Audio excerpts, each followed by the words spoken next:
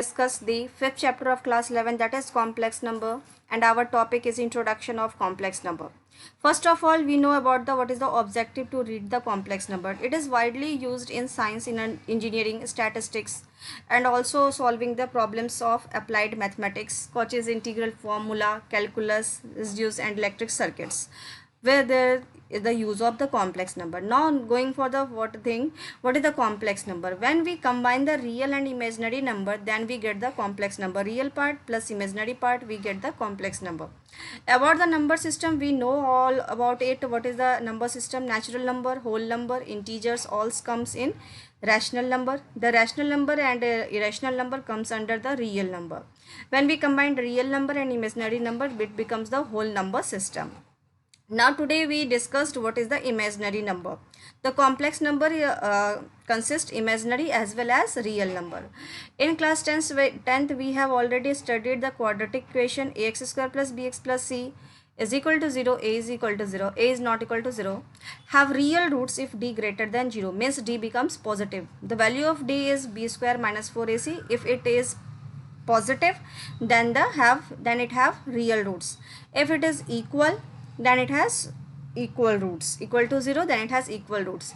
Have no real roots when b square minus 4ac is less than 0, means it is negative. The square root of a negative real number is called an imaginary number. That's just like an example, root under minus 2, minus 5, like that. Why? Because all these numbers is the multiple of root under minus 1. The quantity root under minus 1 is an imaginary unit and it is denoted by I, which is called as the iota. It means I is equal to root under minus 1. When we are squaring both the side, we get I square is equal to minus 1. What is the value of I cube? When I cube is written as I square into I, we put the value of I square from here, that is minus 1, as minus 1 into I, we get the result as minus I. Similarly, we find I to the power 4, we split it like that, I square into I square, we get minus 1 into minus 1, we get the result as plus 1. By this way, we get the integral power of iotas, like I is equal to root under minus 1, I square is minus 1, I cube is minus I, and I4 is 1.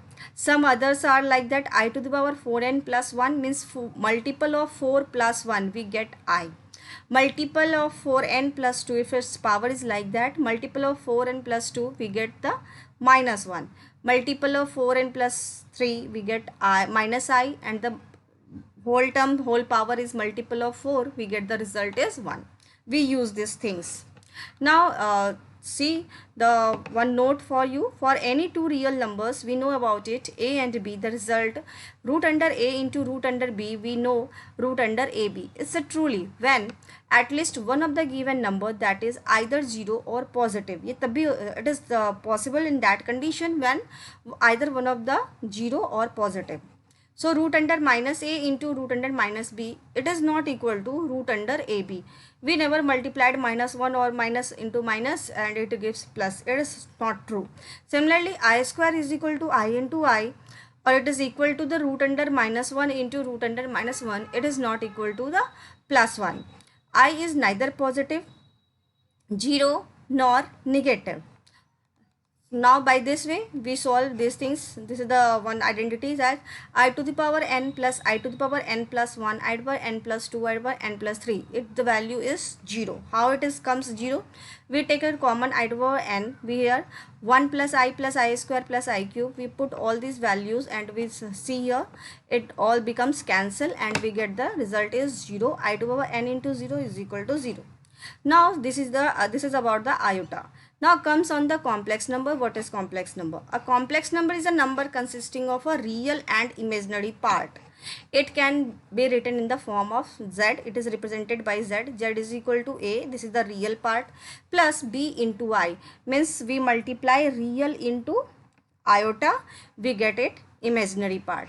The value of I is equal to root under minus 1, we know about it. A number of the forms a plus ib, where a and b are real numbers, is called the complex number. A is called the real part and b is called the imaginary part. Why b is called imaginary part? Because b is the multiple of I and is known as the complex number. The real of z is a and imaginary of z is b. Now see what is the purely real and purely imaginary of complex number. A complex number is z is equal to a plus ib. It's purely real means imaginary becomes 0. It's purely imaginary means its real part becomes 0. Okay. Now a complex number has the real part and imaginary part, but either part can be 0. So all the real numbers and imaginary numbers are also complex numbers. See here the complex number 3 plus 2i. 3 is the real part 3 and 2 is the imaginary part. In case of 5, we have only real part 5 and its imaginary, automatically we observe it is 0. Minus 6i, we observe real part is 0 and its imaginary part is minus 6. Now see some examples to solve about the iota. Find the value of I to the power 34, I to the power 96, I to the power 343 and so on. See here, first we need to solve, see these things. If the power of I is greater than 4, then we divide it by the 4 and write the factors of 4 with remainder, and then means we need to write it 4n plus either 1 plus 2 plus 3. Here is 34, we write it 4n means 4 into 8, 32 plus 2. 32 is the complete factor of 4 and plus 2 we get. So we write like that 32 plus 2, I to the power 32 into I2. We know I to the power 32 is written as I to the power 4 into 8 is into minus 1. We get I put the value of I4 is 1. The power of 1 is 8. It's never changed. The value remains same 1. 1 multiplied by minus 1 we get minus 1. I to the power 96. 96 is the complete factor of 4. We write it I to the power 4 into 20 to the power 24. The value of I4 is 1 to the power 24. Its value remains 1. Now see the next question of this I to the power 343. We write 340 into 340 plus 3 means multiple of 4n plus 3. We get it, result is minus I. We solve like that. Now see the some power have negative. In these questions, I to the power minus 41 is equal to what we do here. We write, we may solve it directly, or we write we write like that, and it is more comfortable. 1 upon I to the power 41. Now we split the same manners. 40 plus 1. We put the value of I to the power 40, I4 to the power 10 into I. We get its value is 1. 1 into I, we get 1 upon I. Now further we multiplied I upon I to change or to get the complete complex number. I into I, we get I divided by I square. We know the value of I square is minus 1. I into minus 1, we get the result is minus I. Similarly, we do for I to the power minus 91, 1 upon I to the power 91, 1 upon I to the power 88 plus 3. We put the value of I to the power 88 is I to the power 4 to the power 22. We get that the result is, this one is 1 and this one is minus I. We multiplied both of, we get minus I. So 1 upon minus I is its result. We multiplied I by I, we get 1 upon minus I square. Value of I square is minus 1 we put here, and this minus into minus is plus, we get I. Now comes in the equality of complex number. At what condition we say the complex number is equal?